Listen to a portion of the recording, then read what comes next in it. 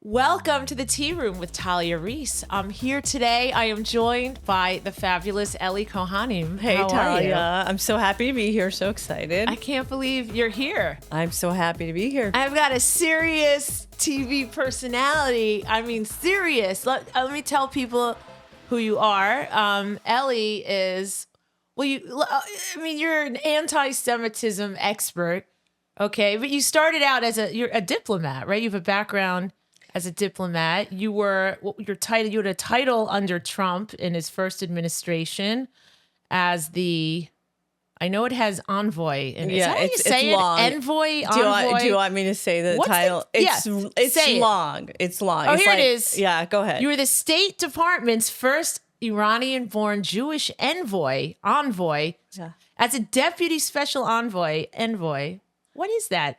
Is it like an emissary or a diplomat? Are these words interchangeable? Yeah, envoy, I think, is the it's it You don't even know what you did. No, because it in diplomatic speak, it's like you're in the ambassadorial World. Yeah. Okay. You're in that bucket of positions. But you're a person who has to have good communication skills, dealing with a variety of constituents, who might have differing opinions, and you have to have good persuasive skills. You have to have a knowledge. I mean, I imagine it's yes, like a vast skill set. Ideally, you would want someone who can communicate and advocate and also be tough as necessary. So I was a U.S. Deputy Special Envoy to monitor and combat anti-Semitism. That's for the title. First Trump administration, correct? Trump 45. And how did that go? I saw you made some strides. You managed to get a certain definition of anti-Semitism on the books in some Muslim countries. Is that right? Yeah. So Talia, the way it happened was that when I was first tapped to join the Trump administration, I got a phone call out of the blue, and they asked me if I would join the administration. And I said, in what capacity? And they said in the anti-Semitism office. And I didn't even think about it. I didn't even, speak to family. I immediately just said, yes, of course. Girl, that's what you do. Right. Yes, of course. Because suddenly I was being given an opportunity to give back to the country that took me in as a child refugee and to help the Jewish people. I mean, how, what's to think about? And then the next thing that happened was I said, I want to work on the Iran file, because I was born in Iran and it was something that I'd always worked on. Right. Okay. So what happens is they gave me the Iran file, but that meant I became the lead in our office for the Middle East, North Africa, NEA is what they call it, Near East Affairs, and also Latin America. And because I got that Middle East portfolio, we came in at the beginning of the administration not knowing exactly where things would go. But at the end, President Trump, senior advisor Jared Kushner, wind up brokering the Abraham Accords, and I had the Middle East portfolio, so I became a part of the Abraham Accords team. Wow. Yes. Wow. So what is, tell everyone here, what is Trump really like? Is it he really what you see is what you get, or is he a little different behind the scenes? I think he really is, what you see is what you get. I think he's the most transparent president of the United States ever. And I think that was so much of the success of the Trump campaign of 2016 all the way through today is that the American people really resonate with somebody who's not kind of a polished career politician, but a kind of a rough and tumble New York real estate billionaire. Hilarious. Right? Yeah. It's so funny. He's great. Just like he tells you what he's thinking, and then he does what he promises he'll do. And I think the American people have really resonated with that. Well, so have you had meetings alone with him? I have not had meetings alone with him because when you're a deputy envoy, you're like kind of down here and the president of the United States is over here. But I have had interactions with the president. And I would tell you that, again, I think he's really authentically who you see him to be publicly. Yeah.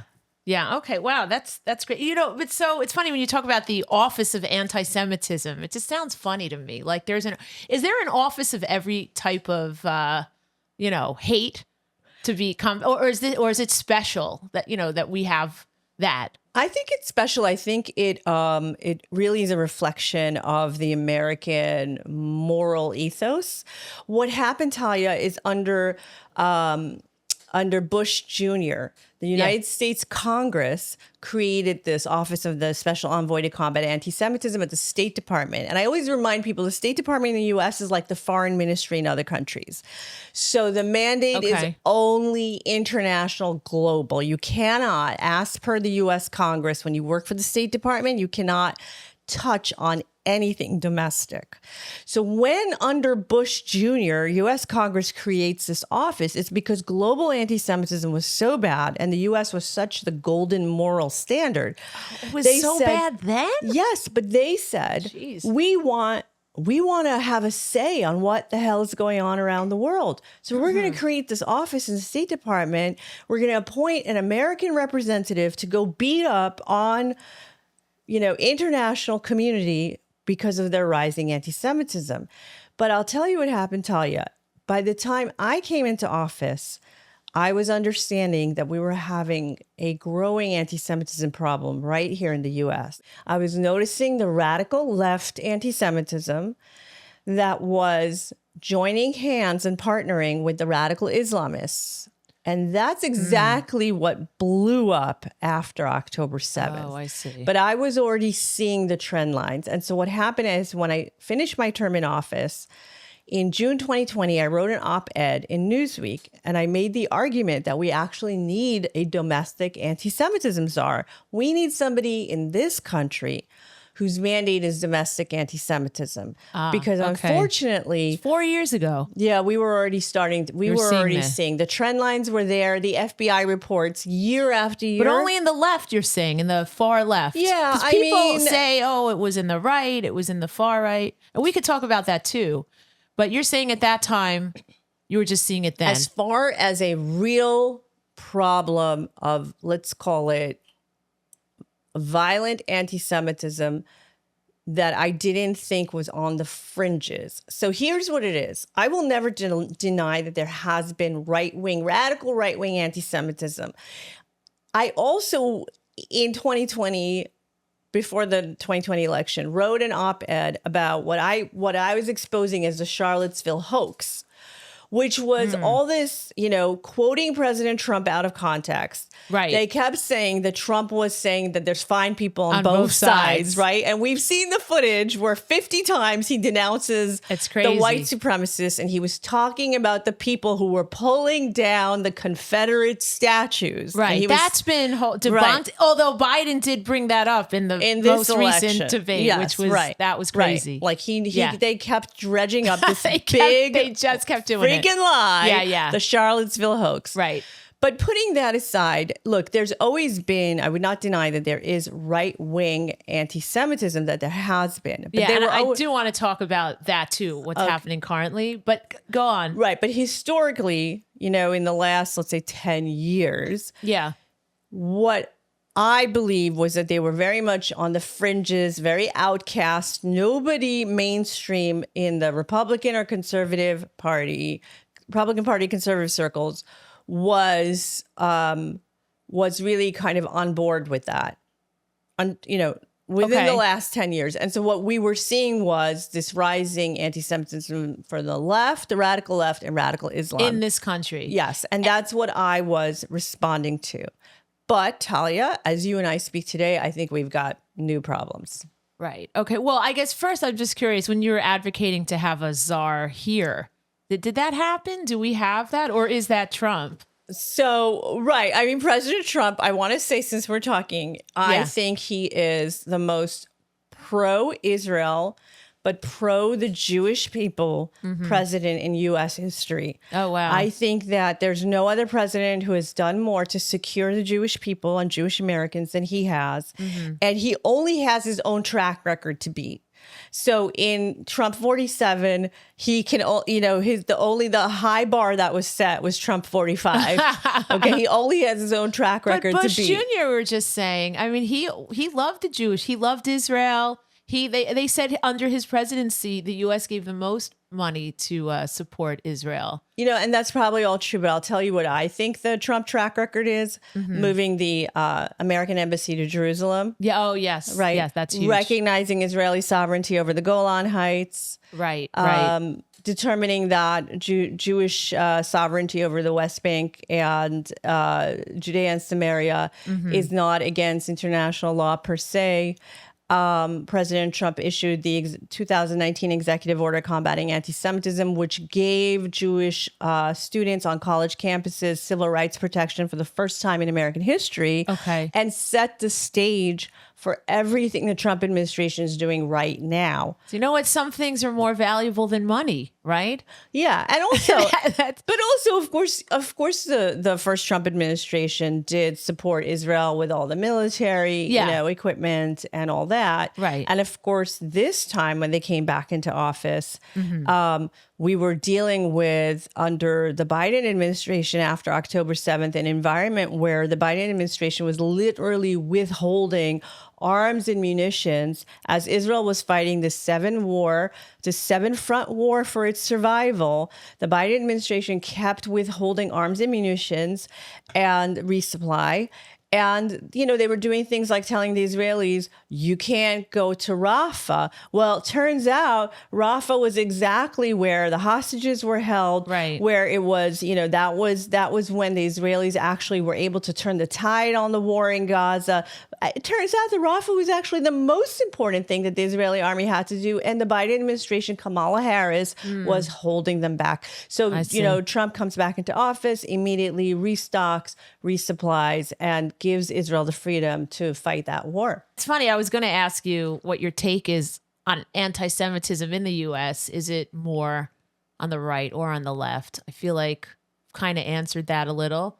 But is it still, would you still say it's a fringe issue? So, Talia, I'm really glad you're asking me this because sadly, I think that the radical right-wing anti-Semitism was fringe, but we're seeing growing voices that didn't used to be fringe. Well, what do you think about Tucker Carlson? Yeah, that's exactly case in point. So when Tucker Carlson was on Fox News, I'll admit, I used to watch his show pretty religiously. Yeah, same. And I thought his opinion was more or less spot on. I mean, listen, I'll never forget the night that President Trump took out Iran's Qasem Soleimani, the #1 terrorist in the world.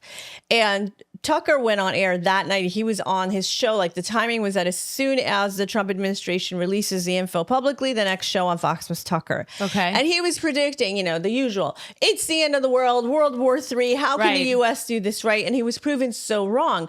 But, where is the moral equation, Tucker? You're an isolationist, but, the U.S. just took out the world #1 terrorist, a man who had so much American blood on his hand. Soleimani was responsible for all of the devices that were used against American soldiers in Iraq. So many American soldiers died because of Qasem Soleimani, and Tucker wasn't celebrating. In fact, he was, gloom and doom. So I'll never forget that. But still, Tucker was I thought, a very good voice. Okay. So what happened? Right. What happened? So I think he's bought, Talia. Right. I think he's been bought out. A lot of theories who it is, possibly the Russians. The Russians, not possibly. Not Qatar. I mean, people say Qatar. That Qatar money, man, that sounds like good stuff. There's billions of dollars coming into this country that I think we need to just end a lot of that, especially to the universities. But well, let me ask you this. When we were talking off camera, you were saying that you get monitored by some in the Iranian regime.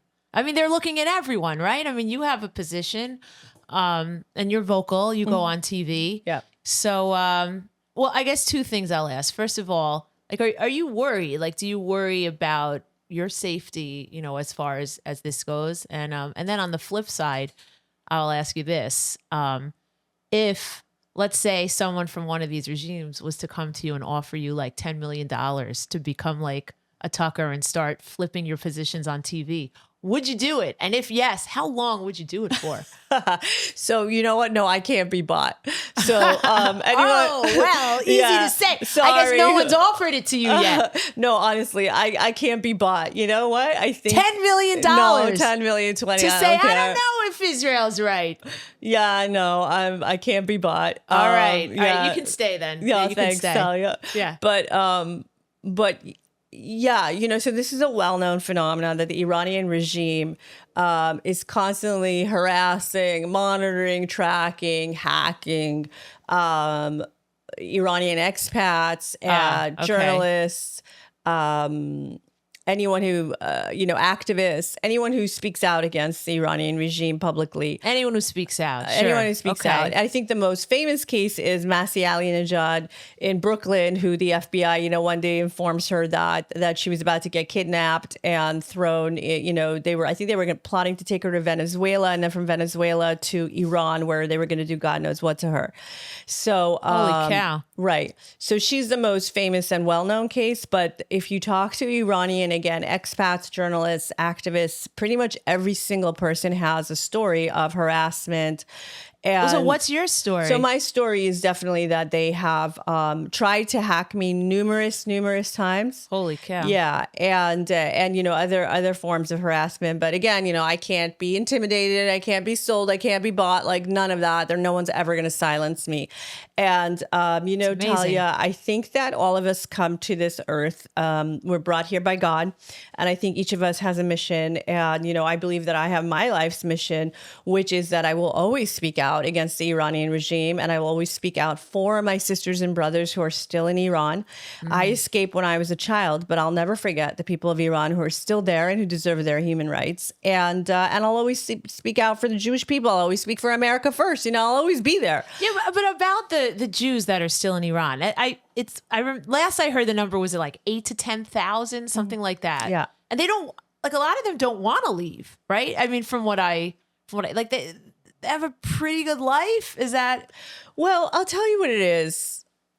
I wouldn't label it a pretty good life. I mean, they have to do everything, I guess, secluded, right, in private. But so, Talia, here it's such a big conversation. First of all, Jews in Iran, we predated the Islamic conquest.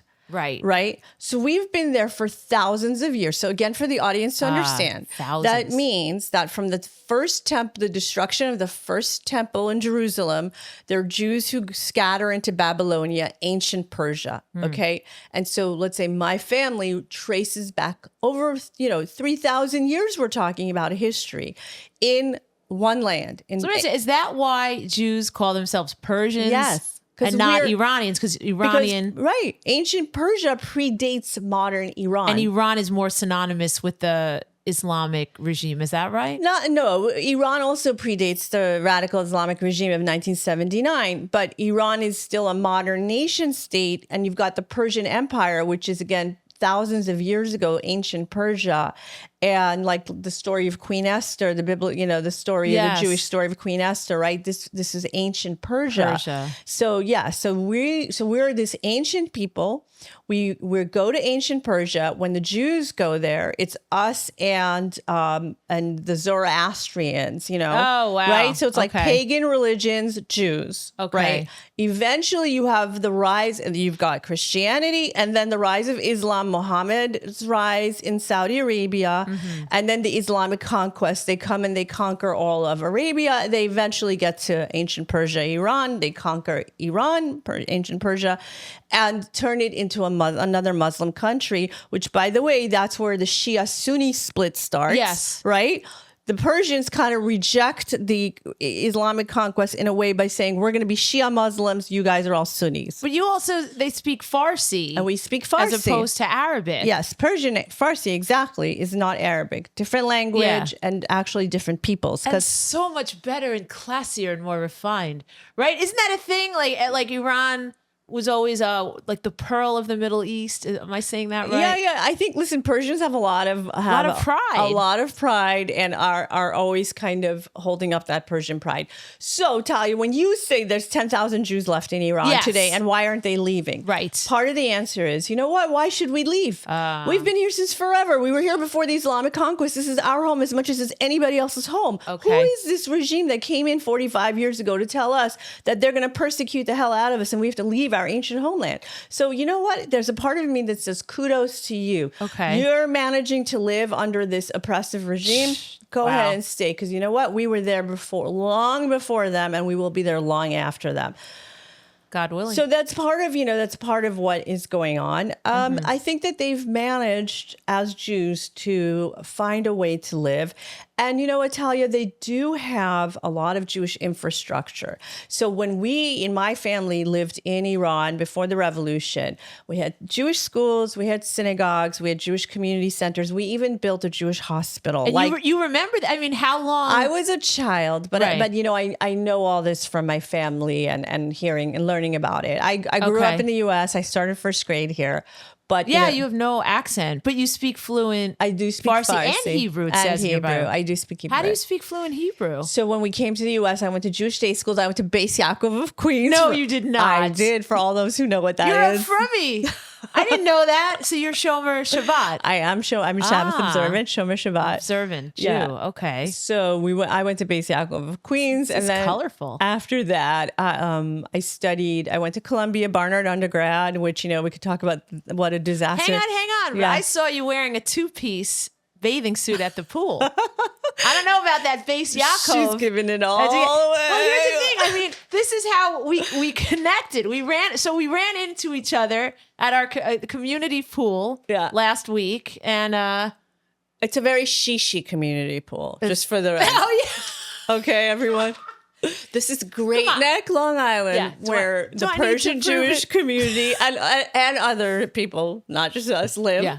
We'll acknowledge everybody else. And here's the thing. It's very shishi. If you want to swim like real laps, you want to get like that, the Parkwood pool, that's the best place to go in Great Neck. As far as you're totally incognito. You had like some like cool hat and glasses on. We're doing laps. You didn't even recognize me. You recognized my voice, which is hilarious. Yeah. Okay, wait, can I tell your audience? Okay, all of a sudden, you're right. I hear your voice. I'm like, wait, is that Talia? So I look over where this is the swimming laps, right? Like all these like hardcore swimmers are getting their exercise. Yeah. I look over, I see, it's Talia. She's wearing this very cool cap. She's kind of like hanging on the side of a board a swim board. I use a buoy. She's got her phone, okay, and she's literally like hanging on the kickboard lap, the hat, the sunglasses, and talking into her phone and swimming. Okay, this is all going on. So I'm looking over at I'm like, oh wow, that's Talia. What is she doing? I'm like, wait, you know what? I think she's recording content. So I'm doing my laps. I'm watching Talia recording content in the lap next to me. And then after it's over, I'm like, hey, Talia, is that you? Yeah, oh, hi, Talia, come on, how are you? Lala. That was Talia, hilarious. are you recording content? She's like, you caught me. That was the best. You're the best, Talia. So you funny. are the best. I love you. There's no one else like Talia Reese. I love you too. And I'm so happy you said hi. Yeah. And then we get out of the pool and I see she's wearing this like sexy 2-piece. And I'm like, I see you on Fox News and all these other, networks all the time. I pictured you more as a 1-piece gal. Yeah, she's giving away all my secrets. And I'm very incognito. That's how I get away with it. No, yeah, it was amazing I didn't even recognize you. And and you knew it. You're like, hi, this is Ellie. I'm Ellie. I'm like, oh my God. Hi, how are you? Here's a question I just have to ask. I'm sure you're asked this all the time. But it's one of those things, it just goes through my head over and over. And I'm always trying to justify it when I see it in people not making the distinction. But is there a distinction between anti-Semitism and anti-Zionism, in your opinion? Absolutely not. Absolutely not. I'll tell you why, Talia. Because in the immediate post-Holocaust era, it became taboo to just flat out hate Jews. The Nazis did it. They committed genocide. They killed 6 million Jews. And the world kind of acknowledged that Jew hatred is bad. Yeah. Right? Yeah. But the virus and the sickness didn't go away. What happened was that it mutated. So it was no longer acceptable in polite society to just flat out hate Jews and be, just like a flat out anti-Semite. So it mutates into hating the Jewish state. And Israel becomes the Jew among nations. And every historic accusation that used to be lobbed against Jews now gets lobbed against the Jewish state. Is that right? Because people seem to really pin it on Netanyahu. They're like, he's no better than a Nazi. Like they pin everything on him, almost as if he wasn't the leader, then Israel would be fine. Yeah, which is nonsense. And there is a lot of that. I agree with you. There's a lot of vitriol that is aimed at Netanyahu as the democratically elected leader of the Jewish state of Israel. But it's also Israel as, again, the Jewish state. And so I'll give you the example that we're living through right now, which is the blood libel, right? Historically, there was always this blood libel against Jews. Jews take Christian children's blood and they take it and they bake it into their matzah at Passover. This was something that was accused of Jews in Europe for, centuries. And then there would be pogroms, right? And they would kill Jews. So now you can't make that accusation. But what can you accuse Israel of as they're fighting a war in Gaza? Of starving Gazans. Right. So this when now, there's so much proof to the contrary. There's so much evidence. Look, we see the video footage over and over again of tons of food aid that Israel's allowing in through the Israeli border into Gaza under UN auspices. The UN refuses to deliver it. We're seeing it. And what happens when it gets delivered? We see the footage right in front of our eyes. Right there. Hamas terrorists with their guns, their advanced gun systems standing on the roof of the truck, stealing the food aid from Gazans. And what they do is they take the aid, they then sell it to the Gazans, make money, and Hamas stays in power. Everybody who's serious in the world knows this is true. Meaning the United Nations knows this is true. The European Union knows this is true. Macron in France, Spain, Norway, all these countries that want to, declare a Palestinian state, they all know exactly what's going on. So this is where it becomes a blood libel against Israel. I see. Okay, right? And so this is the modern day anti-Semitism. And so anti-Zionism is 100% anti-Semitism. That is the anti-Semitism. This is the modern day anti-Semitism that we're fighting. And so anyone who claims, I have nothing against Jews, I just hate the Zionist entity in Israel. Right. By the way, this is the line of the Iranian regime. This is what the Iranian regime says. We have our Jews. They trot out the Jewish community in Iran. They say, we have nothing against Jews. Look at our Jews. We've got them. But we're against the Zionist entity. So this is the lie. This is our modern day anti-Semitism. This is the fight we have on our hands. So, but why is Israel so bad at getting the messaging out? Or is Israel actually... the line here that Jews say is, oh, we're so bad at PR. Israel's PR is terrible. We need to work on our messaging.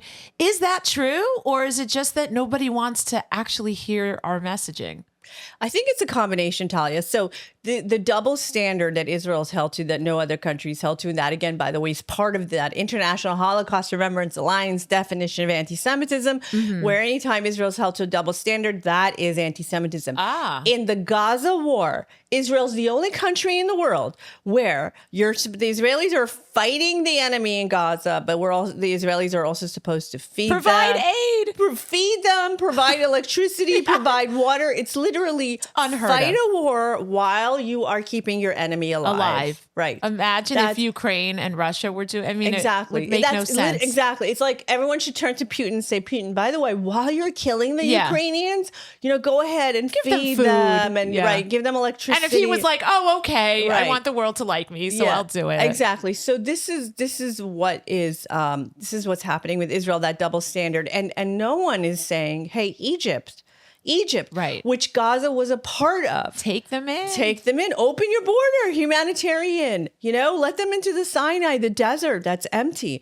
Let the Gazans evacuate. They're living in a war zone. They're hungry. Yes. Let them into your land, which they came from originally, right? Gazans were Egyptians. Like in the 67 war, Egypt invades Israel. They lose land. Part of what they lose is Gaza. Gazans are actually Egyptians. This is another fact nobody talks about. And now Egypt will not allow a single Gazan back. But, no one says, hey, Egypt, why don't you do this? Hey, Arab countries, why don't you take in the Gazans? So, why is the messaging so poor? Why can't we get it out better? Is it our fault or what? So I think it's a combo, Talia. I think that there is a lot of anti-Semitism in the world, and they will twist, manipulate, and lie through their teeth. And again, the New York Times recently ran that front page photo of a Palestinian child who had a genetic illness. Crazy. And they used that photo to persuade millions of people that Israel is starving Gazans. And when they were finally called out for it, the New York Times they've got apparently 2 Twitter X accounts. So they've got their main account and their front page, of course, where they put out this New York photo. Times. The New York Times to millions of readers. Right. Again, the Gaza starvation blood libel against Israel. When they get called out on it and then they retract the story, they put it on their other X account, which is I don't know what the numbers are. 20. Is that right? The smaller account. Okay. Which far less followers. Oh. That's where they put the retraction. Oh, I didn't know that. And the Israeli government is actually trying to see if they can sue the New York Times as a government. Yes, I did see that. So I think it's a combo. I think it's that, which is that you've got this international community that just wants to continue to accuse Israel of lies and accusations. But I do think the Israelis could do a better job. They could do a better messaging job. They could. And Netanyahu just last week, I don't remember what interview he was on. He said, I'm busy fighting a real military war. Yeah, it's give me some help. And he said, so I can't, he's not as the Israelis feel, I think, not as capable of fighting the information war. But what can we do here? Or are we doing what we can? We've had different Jewish activists. It's just this whole new crop of celebrities or quasi-celebrity or, echo chamber Jewish celebrities kind of making waves here. Are we doing enough, here with messaging, right? I feel like that's the most we can do here. I think, look, I think there's been a lot of disappointment in the very big stars, Jewish Hollywood celebrities who decide to stay silent, even as they heard about the mass sexual atrocities that Hamas committed against Jewish women in Israel. Where the hell was Hollywood? Where the hell were all the superstars, the Jewish superstars? They felt that they were more concerned about their own job security than to speak out for their fellow Jews. I think that there can be more done. But Talia, look, last week I heard about the UJA Federation of New York deciding that they were going to donate $1 million towards Gaza. Oh. And I was horrified. My jaw dropped open because here we are. This is the biggest federation in the U.S., the New York Federation, raising money from American Jews. And they decided to give $1 million to Gaza. What did they think? They think that's the PR play? Do they think that now the world will say, oh, you Jews are such good people. You guys are so sweet. Such good people who just gave $1 million to Gaza. Oh, you know what? We take it all back. You know what? That's not reality.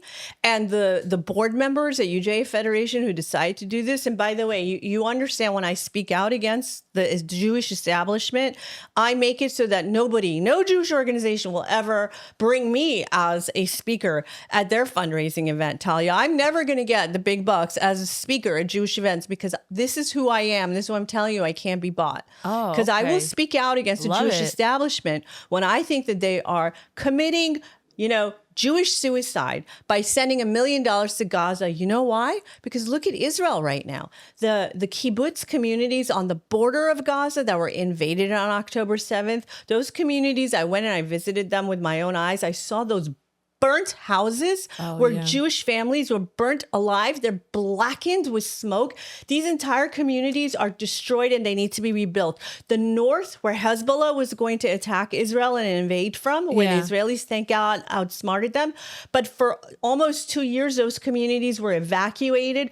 Those Israelis, those communities need to be rebuilt. Okay, those people were internally displaced in Israel. All these soldiers who for 2 years are getting called up to duty to defend Israel, which, by the way, they're defending American Jews too. You know, if you don't think UJA, Federation of New York leaders, if you don't think you're safe in your Park Avenue apartments because Israeli soldiers are fighting on the front lines for you, I have a word for you. It's called the Holocaust. Okay, the only thing that's different between today and what happened during the Holocaust is that we have the Jewish state of Israel. We have a Jewish army. That is the only difference. Okay, and so the Israeli soldiers who are getting called up and they have to leave their businesses, their companies, their families abandoned. It's terrible. The PTSD in Israel, the national trauma that I would say almost every Israeli is having right now and is going to have when the war is over, and it's not even yet. The hostage families, the soldier families, the October 7 direct victim families. Talia, there's so much need in Israel that the federation system should be raising money from American Jews to help. The fact that they took $1 million and gave it to Gaza instead of giving that to Israel is astounding to me. See. And this was just last week. Just last week. Wow. I feel like Jews see ourselves as like the world's booty call. You know what I mean? Like we're always like, oh, maybe if I'm available at 2 a.m., he'll be nice to me, you know? Or maybe if I give all this money, right, like they'll respect me. I mean, it just seems like the wrong psychology. Yeah. I don't know. I'm with you. It's the wrong. We're not even going to fight. It's the wrong psychology. It's the wrong psychology. And Jews, you know, we had Freud. We have some of the best psychologists. Like what is mentally wrong with us? But isn't that sort of another, I mean, that's another issue. Like as a Jew with a Middle Eastern background, and I am too on one side, I feel like there's a majority of, let's say, Sephardic Jews that kind of have roots in the Middle East that see this very clearly. Whereas you have Jews that are, you know, maybe, fourth, fifth generation American who don't really see it so clearly. Yeah. That has to be a frustration for you. 100%. And Talia, I think you're definitely onto something because in my experience, Jews from the Middle East, children and grandchildren of Holocaust survivors. Yes, which I am both of those things, by the way. Russian Jews. Oh, Russians.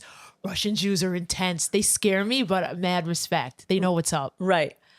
This is a segment that I think tends to understand the threat of anti-Semitism the most. They can't sleep. Like they're going nuts. And then you have, you know, these Jews who are like, let's give money to Gaza. It's like, yeah. And then there's like the Yankee Jews. There's the WASP Jews, the Jews who've been in America for 4 or 5 generations, very assimilated, very Americanized, very comfortable. Yeah. And they'll suffer everything from white guilt. You know, like kids go to Columbia University and Columbia tells them, oh, Jews have white privilege. And the Park Slope Jews all voting for Mamdani. Mamdani. Yeah. You know? So, I mean, how do you, I guess, as part of your job as a special envoy, I don't know if that's still your title. No, former. Okay. But I mean, is part of it combating the messaging and talking with Jews to try to come to a consensus? Like, do Jews all need to be on the same page in order for this war to end? And how do you see the war in Gaza ending? I want to talk about one other thing before I talk about how the war in Gaza ends. Just to this question you're raising, Talia. So I this might be controversial, but Ron Dermer said this way before me. I have gotten to the point, Talia, where I understand that there are a lot of leftist Jews who I personally will never be able to reach. They won't accept my message. I am not the messenger to them. There might be other people. It's not me. I see. And I feel like any Jew who would vote for Mamdani, I don't know. Is there any way to reach them? It's like a different species to you. like, I don't know. I just don't know. I don't have the answer. I wish I did. I don't. But what I have found is that I work very closely and partner with my evangelical Christian friends. Okay. And I co-chair the National Task Force to Combat Anti-Semitism, which is a coalition of over 45 Christian, policymaking, and Jewish organizations and individuals who came together after October 7th and said, this is really bad. We need to do something about anti-Semitism in the United States. Mostly Christian groups. Right. There's 4 co-chairs. I'm the only Jewish co-chair. There's Pastor Luke Moon of the Philos Project, Pastor Mario Bromnik of Latina Coalition for Israel, and also President Trump's Religious Advisory Council, Dr. Victoria Coates of the Heritage Foundation, and myself.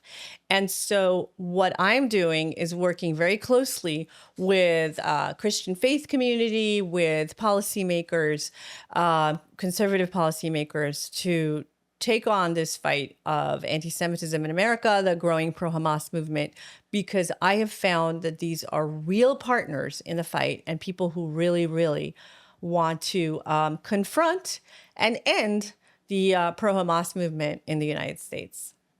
That's awesome. Yeah. No, I like that. And I want to turn to a couple of questions that I put out to my followers on Instagram that I was having you. Okay. So I got a couple of questions I promised I would ask you. Let's do it. Okay. So it's not so much a question, but one guy says, Talia, you should express concern to Ellie that Tucker Carlson's son is working in the vice president's office. So I guess to his point, who do you see as the future of the Republican Party, and is something like that worrisome?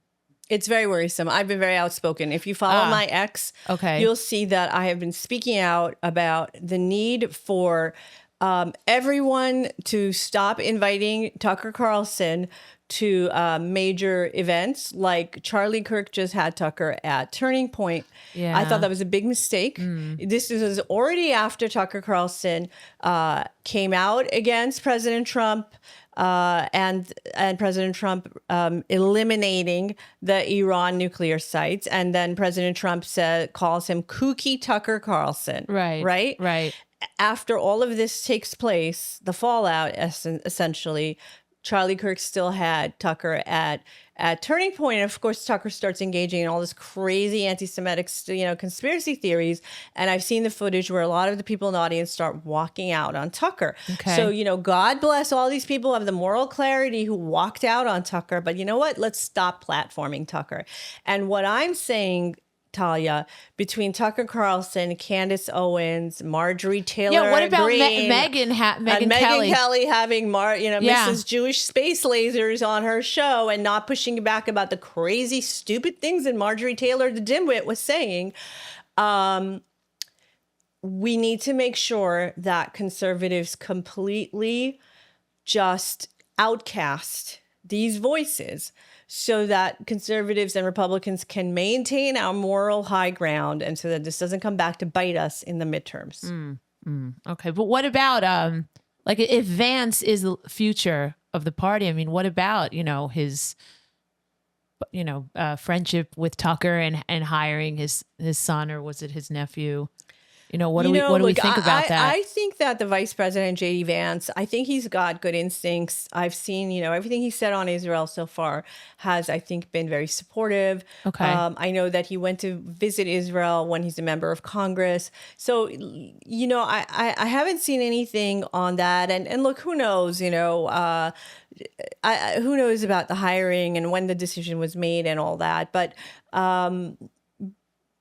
again, I do think that it behooves Republicans and conservatives, though, to outcast the crazies. Will they? I mean, or do you think that these voices are going to get louder, or are you working with people to try to squash them? Is it squashable? I think that a lot of the Christian faith leaders have had enough, and that's where I'm seeing the most progress. Okay. So, in fact, my 2 co-chairs of this National Task Force to Combat Anti-Semitism have just launched the Conference of Christian Presidents for Israel. And part of their mission set is outcasting the crazies. Okay. Well, one more thing. Is one person wanting me to ask you about Tucker. People are very concerned about Tucker Carlson. I hear it. Said he had a guest recently who suggested that the U.S. should have been allied with Hitler during World War II. I mean, what? Yeah. How has this become a thing you can say and think? Yeah, I mean, again, can I encourage all of your listeners and followers and viewers to follow me on X. It's at, please do. Yeah, it's at Ellie Kohanim, spelled Ellie, Kohanim with a C, Chohanim. I'm on X, I'm on Instagram, I'm on Facebook, but I would tell you on X is where I get to really express my political opinions and really kind of, I got to follow you there. I follow you on Instagram and Facebook. All right, so I got to please follow you on me X. on X because that's where, it's more of a political platform. Yes. And like things move really fast. I find on Instagram I'm posting my Fox your TV hits. appearances. I love it. I'll post this.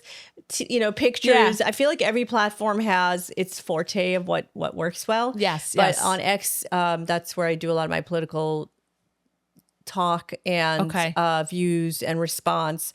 And so about this guest that Tucker had, I've been very outspoken. I said, hey, now we're at the point where Tucker Carlson is having actual Nazis on who are saying maybe Hitler was right. And no, this is not acceptable. It's not. I do think that the more Tucker does this stuff, the week before that... How does he face his Jewish friend? How do people face... They all have Jewish friends. How are they facing them? I don't know. I don't know if any of Tucker's Jewish friends are still his friends. But the week before, Tucker had George Stephanopoulos' sister, who's a nun, in the PA controlled areas, and she literally was whitewashing Hamas. Oh my God. And I think that interview turned a lot of people off because you know what? George Stephanopoulos is, a famous Trump hating Democrat establishment. and he has this weird looking nun sister. and you have to see it to believe it. Gotta see it. Okay. I think it turned I think a lot of people were turned off by Tucker. The more he's exposing himself, the more he's making himself a fringe and fringe character. Yeah, a fringe character. Okay, good. It's great having you on and getting to hear like a long, like a free flowing conversation with you. I feel like, when you do these news appearances, that they have a specific agenda. There's like 3 questions. Yeah. Do they give you the questions in advance? No, they don't give you questions in advance. You typically know topic because it's breaking news. Okay. So, they'll tell you, hey, we'd love to have you on tomorrow. Like Israel-Iran war. Do you ever get nervous? Believe it or not, I still, I hate to admit it, but I do. I still like the heart is pounding when the camera's on, Yeah. And then, but you just kind of like overcome it. Yeah. And once you start talking, you get in the groove. You get in the groove. Exactly. What about when you kind of argue back and forth with someone with the opposite view? Like, do you get really worked up? And so I'll tell you something. Piers Morgan just asked me to be on. Oh, you're no kidding. And I really don't want, I didn't, I had a hard time saying yes because I'm telling other Jews, stop going on Piers Morgan. Yes. He's such a huckster, and all he does is use the pro-Israel community to pretend. Right, he's for ratings, and he pretends that he's having, a real honest conversation, but all he does is like shout over his guests. When he was shouting over Natasha Hausdorff, the amazing attorney, I said, people stop going on his show. Then they asked me again, and they had asked me previously to go on his show, and I don't want to go. Shouldn't I? I said, yes, fine, I'll go. Okay. And then that weekend, I was scheduled for a Monday, and then that weekend was, I think, I'm looking for my phone. What was it? Like he engaged in Holocaust denial or something. No. It was like something really like even for Piers Morgan crazy. And I texted his producer. Here we go. Wait, hold on. Here. Oh, this is what he wrote. It's interesting that all the prominent pro-Israeli voices on here who refuse to believe any Gazan casualty numbers published by the Hamas-run Palestinian Health Ministry accept the veracity of hostage pictures, videos posted by Hamas without hesitation. Like, can you believe that? No. He's literally saying the videos of starving Eviatar, like the Israeli hostage. We literally see he's starving. Right. He's like, okay, you're questioning Hamas Health Ministry's numbers, but you believe this video of Eviatar. It's so when he did that, I was like, listen, this is outrageous. I can't go on his show. So I texted her. I wrote, Pierce has really crossed the line while we see images of hostages reminiscent of the Holocaust. So you know what she wrote back to me? I respect your decision. So I refuse to go on. You're not going. Oh, wow. I refuse. No, I'm not gonna. Yeah, I'm not giving Pierce Morgan any legitimacy. Wow, after he said that. Yeah, I'll tell you, when I lost it for him was when he had Bassem Youssef, that guy. When he had him on and he just gave him a floor, and then that guy went viral and got like 5 million followers. I was like, I'm done. So I have this little fun segment that I like to end with called Quickies with Talia. Okay. So get to know you more a little bit. All right, let's see. Whatever pops into your head. What's your favorite genre of music? Genre of music. Oh, okay. This is very personal to me. I love Middle Eastern Jewish Mizrahi music. I knew it. I knew you were going to say it. You knew it? I knew it. I'm so predictable. Yeah, no, 'cause I feel it too, and I'm feeling it from you. Okay, TV show you're currently watching. Okay, I barely have time to watch anything besides the news, which Say Hunting Wives. Oh no, I should. I don't even know it. But I do love That's good that you don't. The Queen, Netflix about Queen Elizabeth. That is the Queen amazing. is. Oh wait, the Queen, not the Crown. Oh, the Crown. The Crown. Okay. I don't even know the name of the show. Yeah, the Crown. Crown is phenomenal. amazing. Amazing. I recommend it. If you're gonna watch anything, watch that. Coffee or tea? Coffee. Oh, coffee girl. Okay. Oh, really? Not tea? I can't. My brain. Iranian? I know. I drink tea all day long. Oh, you do? Okay. But that coffee in the morning gets the brain moving. I can't function without it. Okay. Sweet or savory? Another tough one. Oh, you're pretty even, huh? Sweet. Chocolate, dark chocolate. All right. Dark chocolate and coffee. Are you sure you're not Ashkenazi? What's your dream vacay, unless you've been everywhere? No, I still have places to go. Oh, so this is like a bucket list thing. Okay, I still haven't done my safari in Africa. I got to get myself over there. But I am a beach girl, and we were in the Amalfi Coast last summer, and I'm obsessed with Italy. I got to go back. Okay, and let's see, what gives you anxiety? Besides anti-Semitism, which is so sad. The thought of winter gives me anxiety. Oh, I know. I hate cold weather, and we're in the last vestiges of summer right now, and the thought of snow and rain and cold gives me anxiety. Okay. And lastly, I'm going to ask, what's your vice? My vice. How do you cope? It could be filthy, dirty. Just say it. No, I think food. I hate to admit it. I feel like at this point in my life, there's just very few pleasures left. Oh no! So what food? So food is my vice. I'm a foodie. I really love to eat, and and so I have this like ongoing conversation with friends because like Talia, I don't know about your friends, but literally everyone I know right now is on Ozempic. Oh gosh! And so the conversation that I'm having with all my girlfriends is because all my girlfriends are like skinny and gorgeous and annoying and wealthy and beautiful, and so just like you. Stop. So I'm having all these conversations with them because everybody's on Ozempic or Manjaro or whatever. Really? And I'm like, if I take food away from myself, what is left? What is left? So so far I am avoiding the Ozempic. Well, Ellie, thank you so much for coming on the Tea Room with Talia Reese. I hope you'll come back when I have my panel here. Sure, I'd love to. And thank you for having me and giving me this long format. It's been so much fun. Talia, I just want to tell you, I love you. I love your comedy. I love how you give voice to Jewish women and all of our foibles. We watch you religiously, and I can't wait to catch you live. Oh, that's so sweet. Well, I hope you'll come November 15th as part of the New York Comedy Festival. I'm doing my show, Kosher Style. Should be pretty fun. But I follow Ellie Kohanim on X and all other platforms. Yes. Facebook, Instagram. You're amazing. You're so Talia. brilliant. Thank you for sharing all of your knowledge with us today. Thanks for having me on.